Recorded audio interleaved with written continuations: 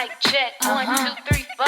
And you wanna give them love, then give them some more. Come on. Give them more if they want some. Give them more if you want to. Give them more if they want some. Give them more if you want to.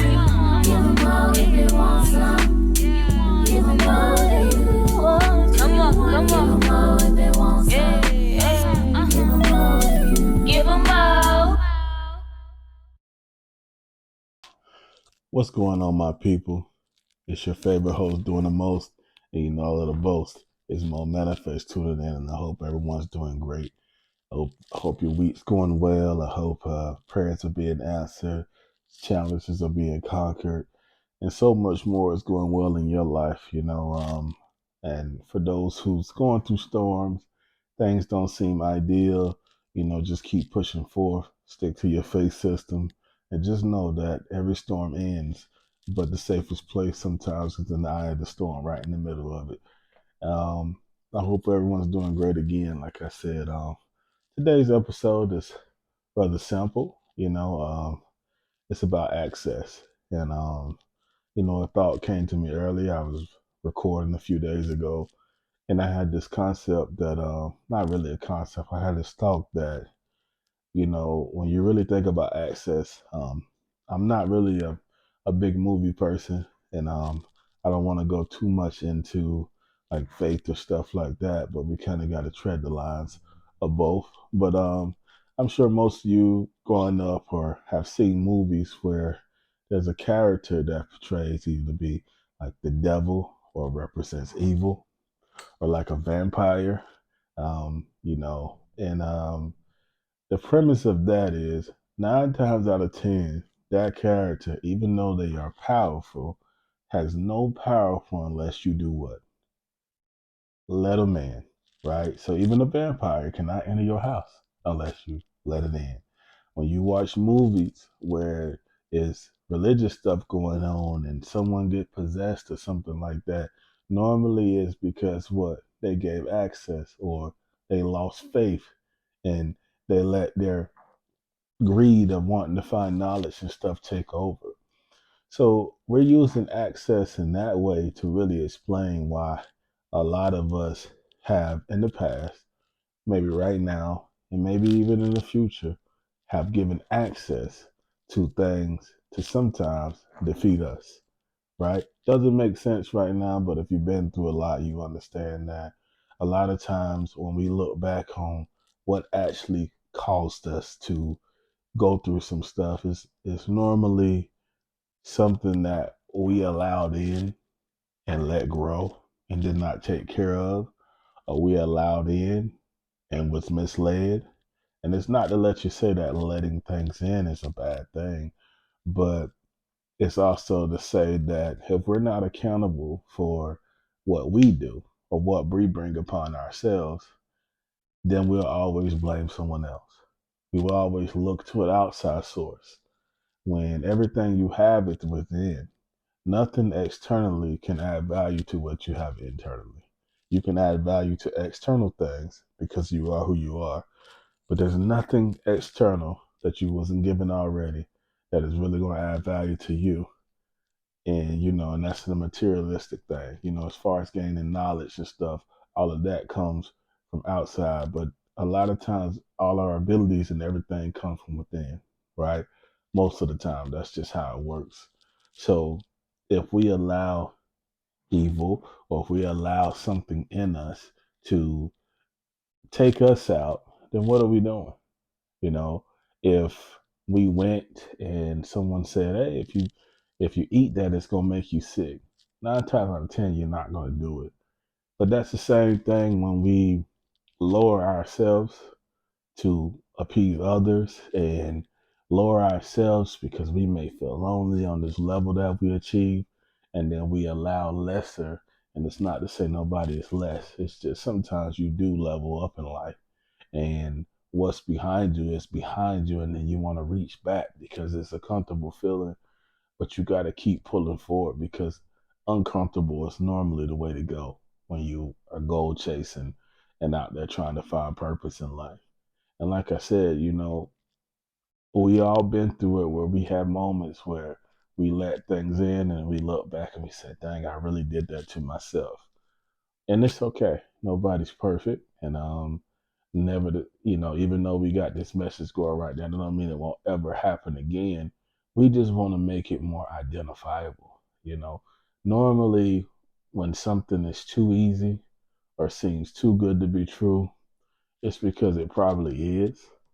And normally when something is quick and give instant gratification, that is the devil's version way of blessing you. And that's not to say that God or whatever you choose to believe in, the only thing we force you to believe in here or ask you to believe in here, because we can't force you to do nothing. It's inspiration. But that's when God, even though He can give you instant gratification, we also understand that we must go through our trials and stuff to achieve that. Everything is on a different level. But 9 times out of 10, when something is instant and it just feels too good to be true, it's normally setting you up for your bigger demises. While something that took time to cultivate and give you time to grow yourself and grow your mind so that you can handle this next blessing, 9 times out of 10, that came from your faith system. That came from what we call manifestation and taking our time. So what I'm simply saying is that be careful what you allow into your mind, your physical state, your spiritual state. And you're not complete unless you work on all three. And it comes in threes. You know what I'm saying? So if something do tack you, it will tack you physically, spiritually, and mentally. It could be three different things. It could be one thing with three different purposes.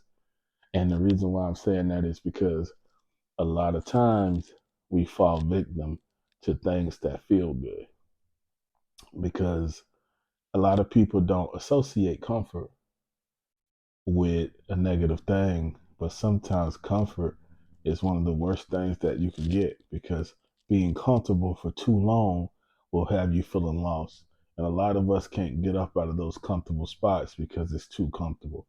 The bed feels too good, like the bed that you're laying in, the better comfort, the better access, the bed that just keeps causing you to lose while you're watching others grow, or vice versa, you're watching others lose and you're growing, is because that person is probably given access to things that they don't need to give access to.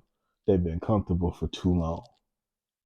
Like I said, comfort, the older I get, the more I realize that comfort in most cases is depression.